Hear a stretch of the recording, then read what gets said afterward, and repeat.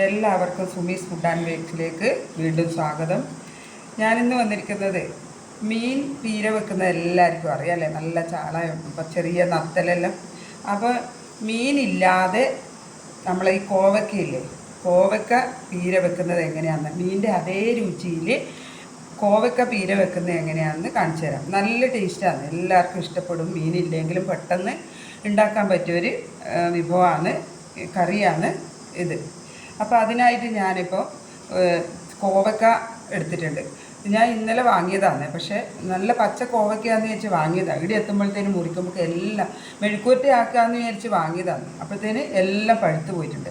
അപ്പോൾ ഞാൻ വിചാരിച്ചു പഴുത്തതാണെങ്കിലും പുളി ഇട്ട് വെക്കുമ്പോൾ നല്ല ടേസ്റ്റ് ആയിരിക്കുമല്ലോ എന്ന് വിചാരിച്ചിട്ട് ഒരു 10 ഓളം കോവയ്ക്ക നീളത്തിൽ അരിഞ്ഞു വെച്ചിട്ടുണ്ട്. അതിലൊരു 2-3 പച്ചമുളകും കൂടി എടുത്തിട്ടുണ്ട്.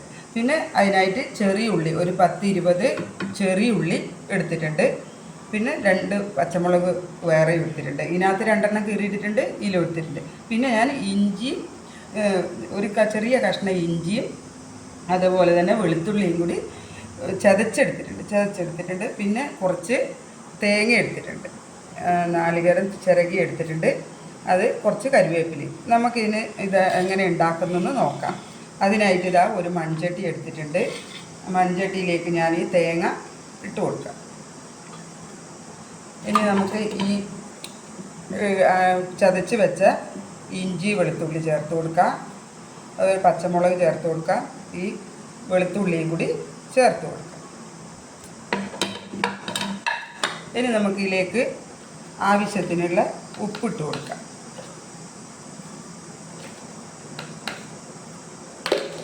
കുറച്ച് വെളിച്ചെണ്ണയും കൂടി ഇതിലേക്ക് ഒഴിച്ചു കൊടുക്കാം.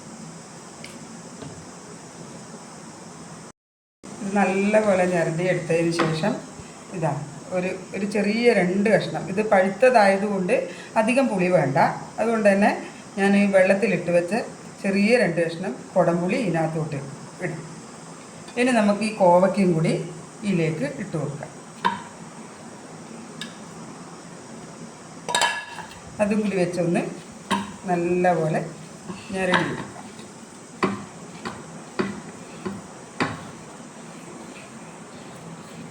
ഇനി നമുക്ക് ആ പുളി കുതിർത്ത വെള്ളം അതും കൂടി വെക്കാം.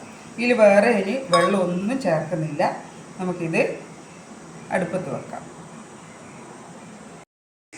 ഇതിപ്പോൾ ഞാൻ അടുപ്പത്ത് വെച്ചിട്ടുണ്ട്. ഇനി നമുക്കിത് അടച്ചു കൊടുക്കാം.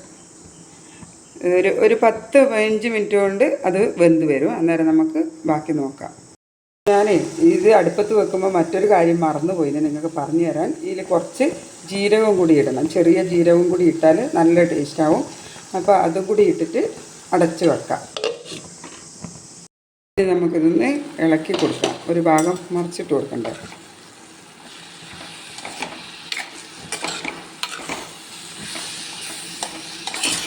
നല്ല ആവിയിൽ കിടന്നിട്ട് നല്ല വേകുന്നുണ്ട്. ഉണ്ടോ, നമ്മൾ എണ്ണ ഒഴിച്ചിട്ട് കൊടുത്തുകൊണ്ട് അടിയിലൊന്നും പിടിക്കില്ല. നല്ല അടച്ച് സിമ്മിൽ വെച്ചാൽ മതിയേ, അധികം കൂടുതൽ തീയിടണ്ട. സിമ്മിൽ വെച്ചിട്ട് വേവിക്കാം. നമ്മളെ കോവയ്ക്ക പീര ഇവിടെ റെഡി ആയിട്ടുണ്ട്. നമുക്കിത് ഇതാ നല്ല ആവശ്യത്തിന് നല്ല വെന്ത് വന്നിട്ടുണ്ട്.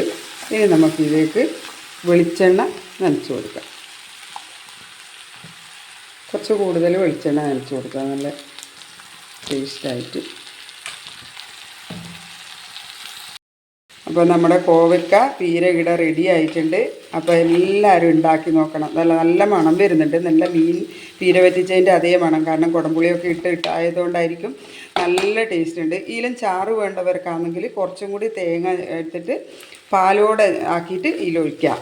എനിക്ക് പിന്നെ ഇവിടെ ചാറധികം വേണ്ടാത്തതുകൊണ്ട് ആണ് ഞാൻ ആക്കാത്തത്. അപ്പോൾ എല്ലാവരും ഉണ്ടാക്കി നോക്കുക.